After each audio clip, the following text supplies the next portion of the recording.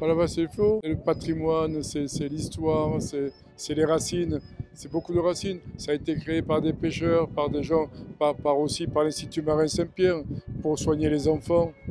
Et donc le petit train de Palavas et Flo qui a permis à des enfants qui n'avaient jamais vu la mer et qui ne pouvaient pas se faire soigner au bord de la mer, des enfants montpelliérains, de venir se faire soigner ici à Palavas et Flo.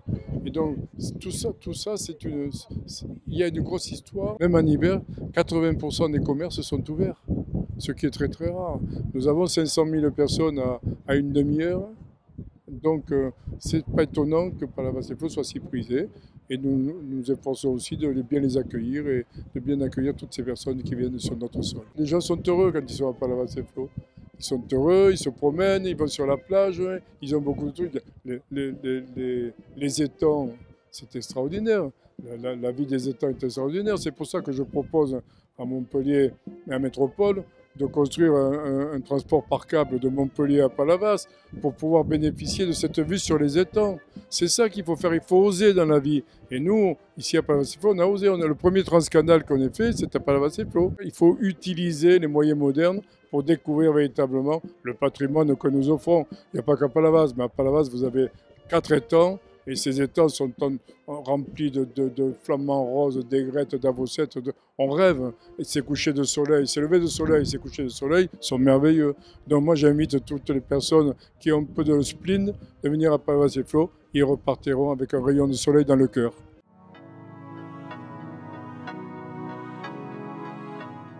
La redoute de Balestras est une fortification faite pour protéger le commerce montpelliérain qui était menacé par des bateaux anglais et des bateaux pirates qui attaquaient les bateaux remplis de marchandises, notamment de drap blanc.